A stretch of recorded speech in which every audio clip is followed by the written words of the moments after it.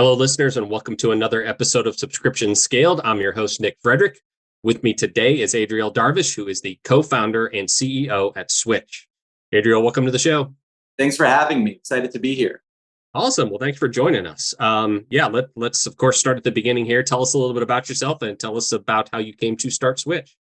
Absolutely. So Switch is a luxury accessory rental subscription. And members can borrow designer handbags and jewelry from the likes of Chanel, Gucci, Dior, Hermes, hang on to it for as long as they want and exchange it as often as they want. And our plans start at $55 a month. Members also accrue purchase credit for each month that they're a member, which they can use towards buying anything that they fall in love with. What made you in particular want to start a jewelry rental subscription business? Sure, it's an interesting story. I'm actually a lawyer by trade. All right, that's a first. Yeah, and my brother, who is my first co-founder, is an investment banker. Was an investment banker doing M&A advisory in the fashion and apparel space. And the two of us always had that entrepreneurial itch, that desire to build something from the ground up. And the inspiration for Switch actually came from our mom, who's a jewelry designer. The light bulb moment was actually several years ago when she had sold a necklace to a friend of hers. And a week later, we see that friend wearing said necklace at a party, and she is flaunting it proudly, talking about how much she loves it, showing it off. A week later, our mom casually tells us that this friend of hers had returned the necklace. And, my first reaction was one of anger, really feeling like this person had taken advantage of my mom and that she should have stood her ground and declined the return rather than now, being stuck with this used necklace that she'd have to resell. And my mom's response was, what's the big deal? It's still as good as new. Jewelry doesn't really get used. And that was the light bulb moment where it dawned on me that she was right. Jewelry and really luxury accessories on the whole are one of the few products out there that can be used again and again and again and really stay as good as new. So, realize that it's the perfect product for the rental model, not only because it's so uniquely durable, but also because it's small. So it's easy and inexpensive to store and ship. For the most part, you don't really have to deal with sizing issues. And then you're also talking about tangible assets with real value, which present a lot of interesting financing opportunities. And so, to make a long story short, my brother and I basically dropped everything we were doing, moved into an apartment together, and launched an MVP version of Switch.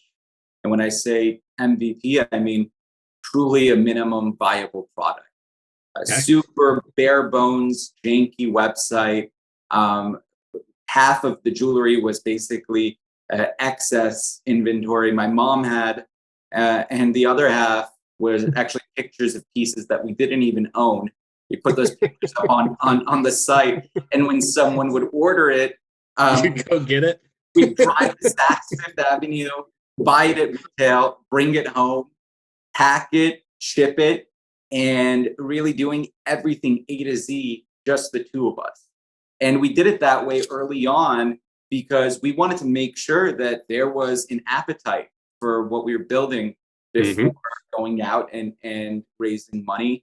And right off the bat, we could tell that there was. People were really excited about the product. The response was really overwhelming. And so we used that early traction to raise money, first and foremost from friends and family. And one of the first people we went to was our childhood friend, Liana Kadisha, who had previously founded a gaming company and was making VC investments with her father Neil Kadisha. And lucky for us, Liana really fell in love with the model. And in addition to being one of our earliest backers and biggest backers, she joined us as our third co-founder as well, really the missing piece, Yeah. that founding team. And the rest is history. And the rest, as they say, is history. So a lot of questions right there. I mean, first thing that stuck out to me was, in software world and in subscriptions, we talk about MVP all the time when you're starting new projects or new businesses. And it's often a very subjective term, right? What's MVP to one person might not be to another, but it sounds like you have truly defined. I mean, you guys went all the way down to just what can we just barely get out into the market with, and then figure out the business mechanics later. That had to have been a scary time. Exactly. It was scary, but it was also a lot of fun. I mean, I had like a safe under my bed where I'd hold the pieces, and look, we never wanted to fool ourselves, right? The way we look at it is, if people are responding well to this version of the product, to this, admittedly ugly website, and it's going well, then it's going to do even better when we actually put time, resources into developing it, building it out, building a brand. So it actually made things less scary when we saw that the response was so positive, despite all of the limitations. It actually gave us a lot of confidence about what we were doing and what the potential was. And that resonated with investors as well. Yeah. So first of all, how did you get that early response? Was it all word of mouth? Were you doing marketing in the early days? We weren't doing marketing. We had Instagram, which we were growing organically, our Instagram account. We were able to get a tiny bit of press, and again, we didn't have a PR team. I was cold emailing journalists, scraping the internet for their email addresses, and telling them, hey, I'm the founder of Switch. This is what we're doing. Would you be interested in covering us? And so we were able to get 1 or 2 write-ups when we were still, very much an MVP, working out of our apartment. And that was the way we got our initial cohort of customers, and word of mouth from there helped us grow early on before we really started marketing. Gotcha. So very, very scrappy in those early days. Oh yeah, super, super scrappy, and it's really tried to maintain that ethos even as we've grown, but it was really on another level of scrappiness. It sounds like it. Well, you said you were able to pull inventory, from your mother's collection and go out and buy it as you need it. But for you guys to really scale this business, you need to have those physical assets, right? So how have you grown up that inventory and things you've been able to offer over time? And I'm sure that's changed quite a bit in terms of how you procure this stuff. Yeah, definitely. So early on, having these relationships, this network of vendors that my mom had established through her time in the business was super helpful. It's definitely a leg up, having those relationships in place and being able to buy from them.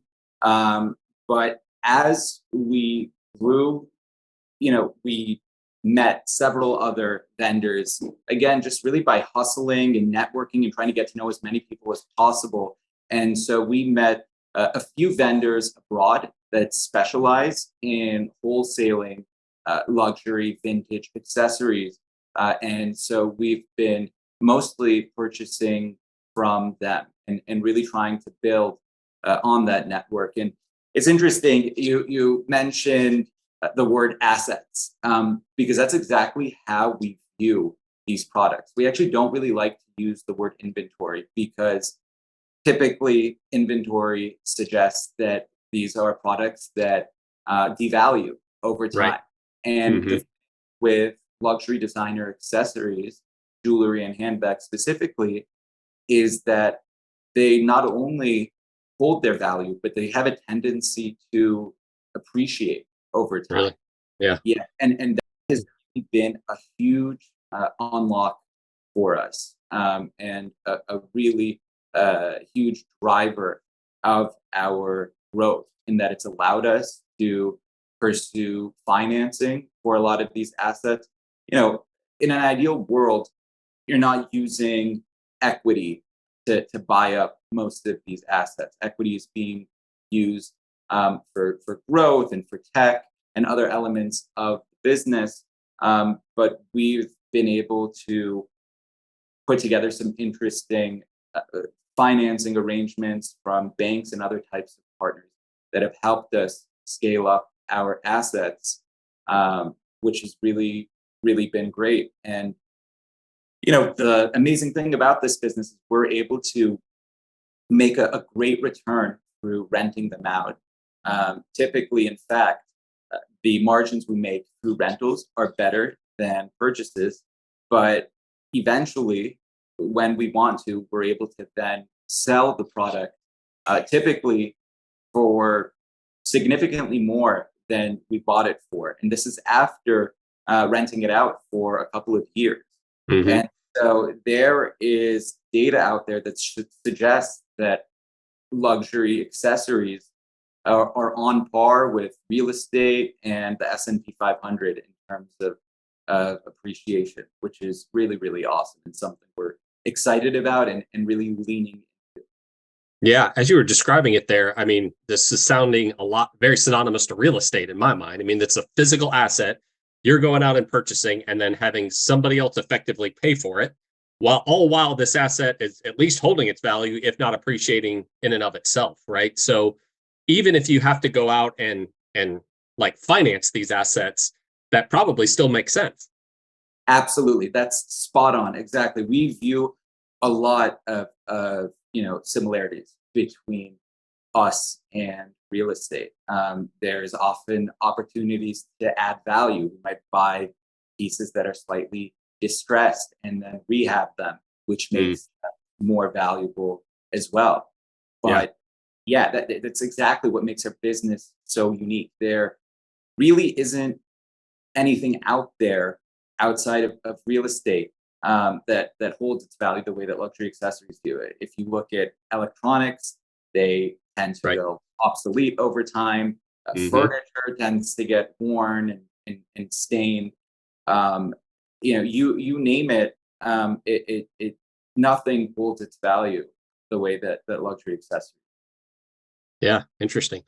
Well, certainly your customers don't think about it that way, right? They're probably looking at it as I can't afford the stuff or I don't want to lay out that much cash for this sort of luxury item in advance all up front, but I would still love to have this stuff. So talk to us about your Sure. target customer, what they're looking for and kind of how they differ from maybe the traditional luxury goods buyer.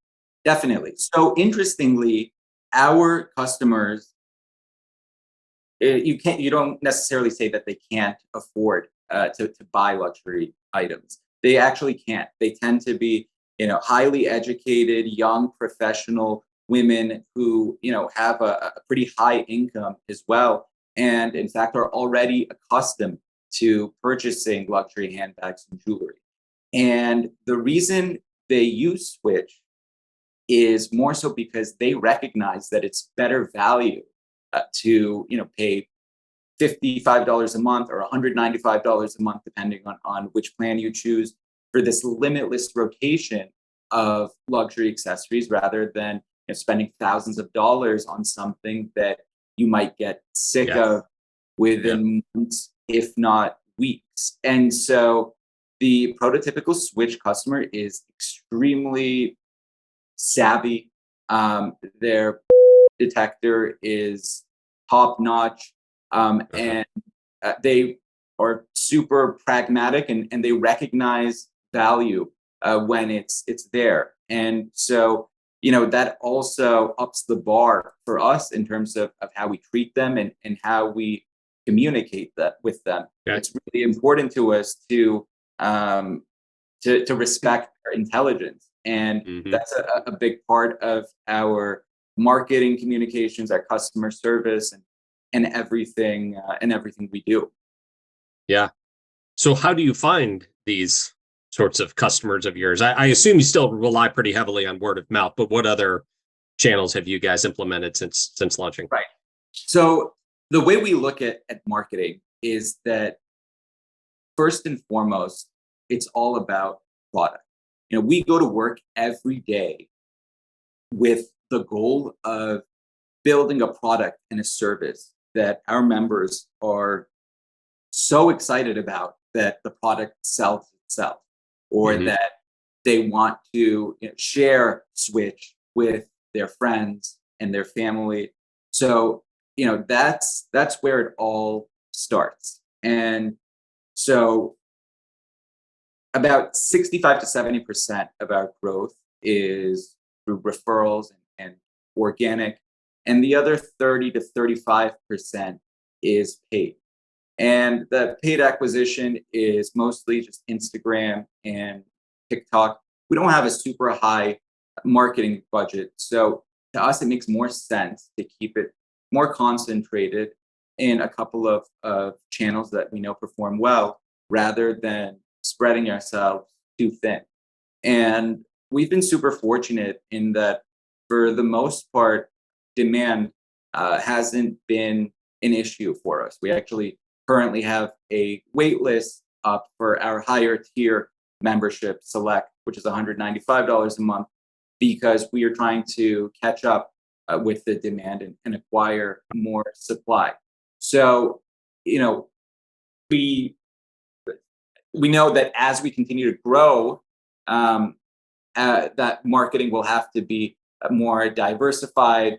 We'll have to be acquiring customers through several other channels. But at the end of the day, we think product is where it starts, and the most important aspect to have a company that has strong growth. The way we look at it, if we're spending too much money on acquiring customers, then that's an indictment on the product itself, and not necessarily on our marketing strategy. So in general, our first response when we see that CAC is going up, we go back to the product and we say, hey, how can we improve our service? We get on the phone with our members. We ask them, how can we improve Switch? And so that's worked really well for us. We've seen, for instance, that the better our offering, the better our variety, the lower our customer acquisition cost goes. So we're constantly playing this game of trying to maintain as strong of a selection as possible to our members, while also trying to grow at a healthy clip. Yeah. Well, what a good problem to have, that you actually have to turn off one of your plans because you're trying to get caught up on the other end. I mean, I think a lot of business owners would be envious to have that sort of problem. Yeah. We feel super fortunate that that's our biggest challenge right now. That said, look, the upfront cost to acquire these assets is high. So that's something to keep in mind as well. Yeah. So again, since your model's a little bit different, you're buying assets, not inventory, right, that are just going to come off of a shelf and go out the door. That the way you would finance a business like that, I would think would be pretty different. So when you guys are looking to grow like that, are you out looking for typical and VC investors or angel investors, or are you really looking for financing partners? It's actually both. So we have raised money from VCs and institutional investors and some really awesome angels as well. And we've used most of that funding towards building out our team, the operations and infrastructure, which is definitely no easy feat. And then when it comes to financing the assets, it's been mostly other sources. We have a bank loan. They've been really awesome partners to us. We've had a couple of other alternative financing partners that have also helped us grow that side. So we're actually gearing up for our next fundraise, and we plan on approaching it similarly. We to raise equity to build out other elements of the business, not spending a huge percentage of that on acquiring assets, but then supplementing that equity raise with more financing and debt to build out the supply side. Gotcha. Are any of your suppliers interested in kind of financing some of what they're A great putting question. in, Yeah. It's a great question. They've been reluctant so far, and it has to do in part with their own business models. Okay. A lot of the people that we acquire from are essentially middlemen, so they don't have that ability. Okay. But we're actually in talks with a couple of potential partners that may fill that role because I think it makes a ton of sense on their end as well when you look at the business and the potential returns. Yeah, absolutely. I mean, if you look at like um auto manufacturers and rental car companies, right? Them putting them in those, in those inventories so that they can be rented and people can decide whether or not they like this stuff can ultimately lead to more sales, right? Because people get comfortable with their product. So you would have to think at least some of them are sitting there thinking, wow, this is a great way to get our product in the hands of more people. That's right. That's spot on. Exactly. Yeah. Okay, well, use my quote when you go back to them. You got it. Will do. Absolutely. Awesome. Perfect. Yeah. Well, talk to us a little bit about, I guess, first of all, take a step back. What year did you actually launch? So we launched in 2017, and Okay. then, and then we really hit our stride in 2019.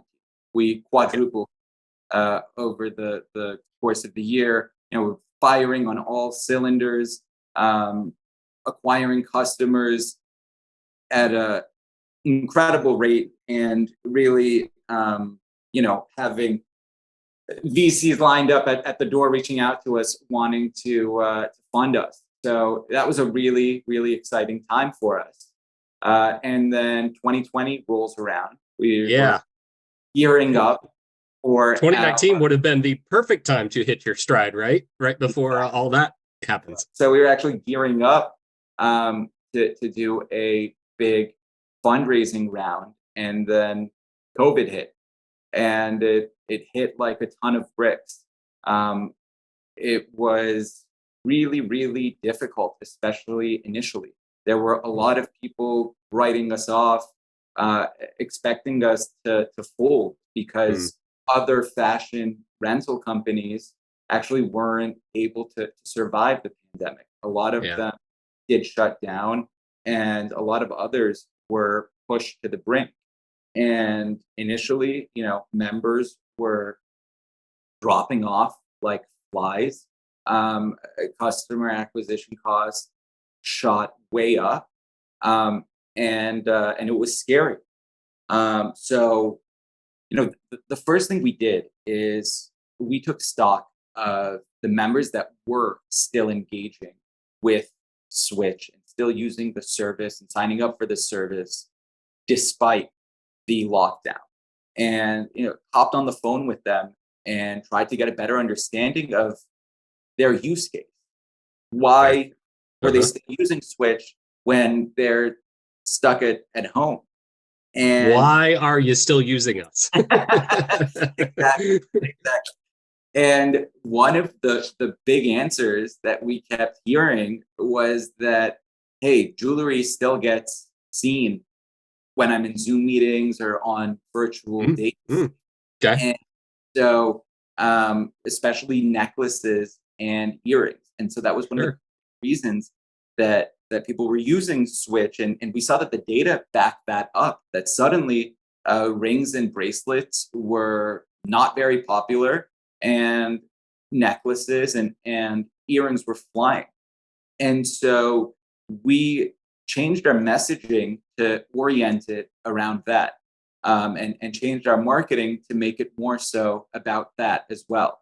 And we also realized that there was a large group of people that were using Switch as a way to sort of play dress up at home during the pandemic, as a source of fun, and especially amongst influencers and creators Switch became especially popular during the peak of the pandemic because it's such a great tool for content creation. But with all that said, COVID was still really, really hard. And we took a step back and accepted the possibility, or rather the probability, that we weren't going to be doubling every few months anymore, that we were going to have to grow at a more sustainable, slow and steady pace. And so we really readopted that same mentality that we had when we launched Switch out of our apartment, became super scrappy and cash efficient, and that really helped us weather the storm. Fortunately, we were still able to grow significantly, and then really hit our stride again the past 7 or 8 months when we launched our higher end membership Select, which provides access to luxury designer handbags and higher end jewelry with an average retail of about $4,000.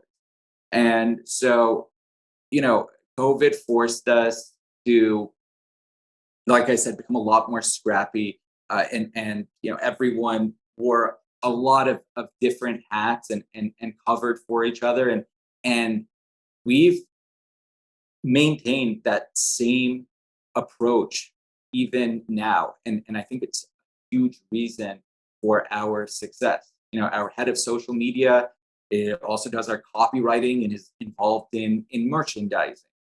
Our director of operations has a hand in finance and customer service, and will even make suggestions on the marketing front. Our creative director is also our graphic designer, our web designer, our art director. So, and luckily, everyone really embraces this mentality and enjoys being involved in so many different facets of the business. So that's really been great, and I believe huge, huge reason for our success, for our ability to survive COVID, but also for our success, especially recently. Would you say now you're kind of back to the growth pattern that you had pre-COVID? But yes, in terms of our trajectory, Yeah. our approach hasn't really changed to one where we are, Okay. suddenly just burning through cash. Fortunately, we achieved profitability, and did so much sooner than a lot of other startups would in their life cycle. And so we are trying to continue really having that explosive growth, but maintaining that profitability and having a sustainable business. The way I look at it is, yes, the goal with Switch is still to be the premier destination for experiencing luxury accessories, to one day become a billion-dollar business and fully disrupt the luxury space. But that goal doesn't have to come at the expense of a business that's healthy and sustainable. Mhm. It's always been important to us to not be reliant on the next round of funding for survival. It's one thing to be reliant on funding for growth, Growth. but not survival. And so we've Mhm. really maintained that mentality, and we're happy that we've done so, especially with the way things have turned with Yeah. economy and all the unexpected things that arise. Yeah. What would you say have been some of the biggest lessons learned or challenges as you guys have scaled up your business? I mean, aside from the asset and inventory side that we've already talked about, but has it been technology? Has it been people process? Has it been learning how to better retain customers and communicate with them? Like, walk us through some of those things that you've learned along the way. Yeah, it's in building out the infrastructure, the operations of the Yeah. business. There was no off-the-shelf solution for our business model. We Mhm. are part subscription, part rental, part e-commerce.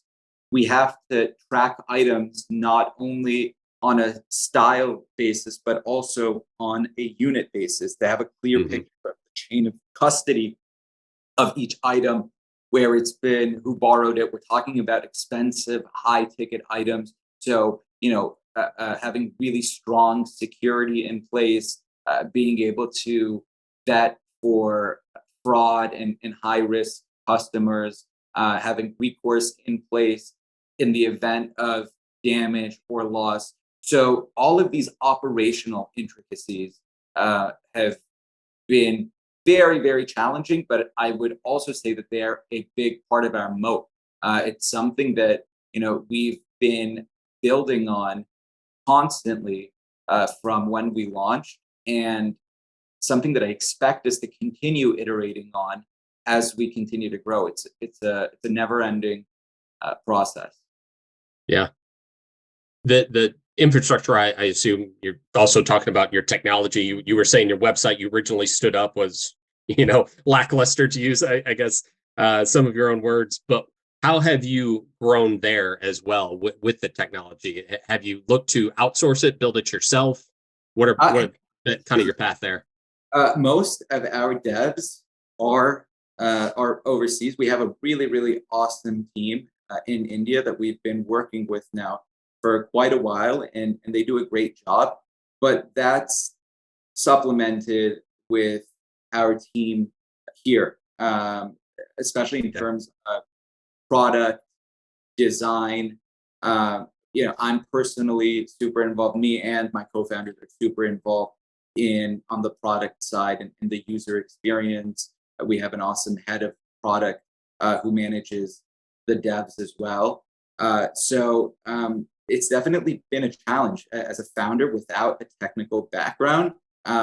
It's been no easy feat, but fortunately there are a lot of super talented, great people out there that have helped us reach this point. Yeah. Well, so what's next for you guys? And one thing I specifically want to ask you about, you were saying you introduced these higher tiers, these more expensive tiers more recently, and have actually had to pause them. So given that you are a luxury brand, are you thinking, hey, this is going well, maybe we keep climbing that ladder and offering even higher and higher end plans? Yeah, you know, definitely we want to continue to build out this select membership, the higher tier. We've barely scratched the surface there, and the demand there has really been tremendous. And Uh-huh. that average $4,000 price point, there are so many different types of pieces that we can carry. Um, we have discussed a longer term, bigger picture, having even higher tiers where members can access items with an average retail value of, say, $10,000. Okay. But for now, we have more than enough to chew on with our core and select services. We only Okay. launched handbags about 6, 7 months ago. Oh, And okay. the demand on that side has really been tremendous. So that's going to be a bigger focus for us, especially in the near term. But again, long term, big picture, the vision here is to change the way people experience luxury, to really become synonymous with accessing luxury designer accessories, and really change the default behavior from one of ownership when it comes to luxury accessories to one of renting and experiencing Yeah. accessories. Yeah. Well, it sounds like you guys are well on your way to doing that. So, congratulations on all the success so far. I guess for any of our listeners today who may have had questions about what we talked about or want to learn more about Switch, where are the best places for them to go? Yeah, our website, joinswitch.com. And then also our Instagram and TikTok accounts at Switch on Instagram and TikTok. A lot of great content and great information there. Awesome. Well, Adriel, again, appreciate the time today and sharing your journey and how you guys have grown this this business. Certainly interesting, and you guys are well on your way. So thanks again so much for taking the time today. Thanks so much, Nick. Really appreciate it. This is great.